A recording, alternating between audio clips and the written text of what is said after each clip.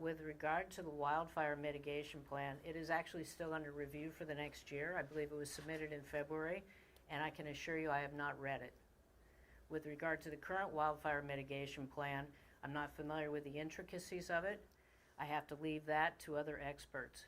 But what I can reassert to you is that we have retained our own experts to ensure that Sonoma County is as safe as it can be going forward with regard to operations by PG&E in this county. With regard to diffusion, I think is the word that you used. First of all, the AG didn't step in. I don't know why. I've not had a conversation with him. I'm not apportioning blame, but one has to wonder, with wildfires occurring throughout the state and district attorneys doing the best they can, why isn't the AG stepping in, and shouldn't the AG step in at some point? Additionally, what's happening in Sacramento? There was yet another bill that died in committee the other day with regard to Penal Code Section 452, which is wildfire, right? Reckless starting fires. So, I mean, I'm not apportioning blame anywhere. We can all do better. But I'm also not escaping responsibility, which you suggested in your comments.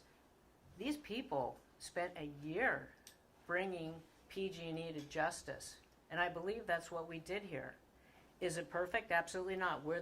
There will always be critics no matter what we do. But I was not going to end up like Mike Ramsey up in Butte County, listening to the CEO admit responsibility for 84 deaths and then simply paying a fine and walk away. That was not justice, in my opinion, in Sonoma County. So we sought what we could. I believe that these nonprofits will serve assorted members of our community. The programs at the JC are going to train up our people as well as other people that come here to engage in that training. So I think that it's a real win for Sonoma County. And the other thing that you touched upon was, what victims have I talked to? Well, I'm a victim. I was evacuated.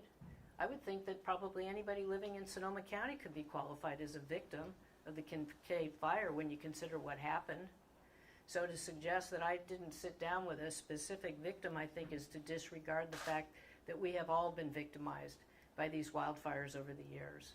And we're cognizant of that when we reach this type of a settlement. The reason why I ask is I am a victim of the 2017 wildfires and also was a victim of the Kincaid fire.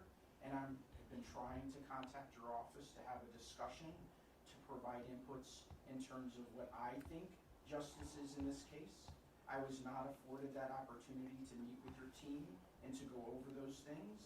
And so I wanted to understand if I'm unique in that situation, or that you sat around a round table with victims to discuss their losses and how you could seek justice for them.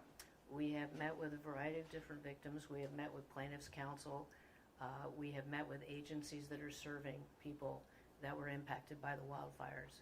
And if you go through the list of agencies that are going to be receiving funding, you'll see that they are providing services to, giving programming for people who were victimized by the wildfires.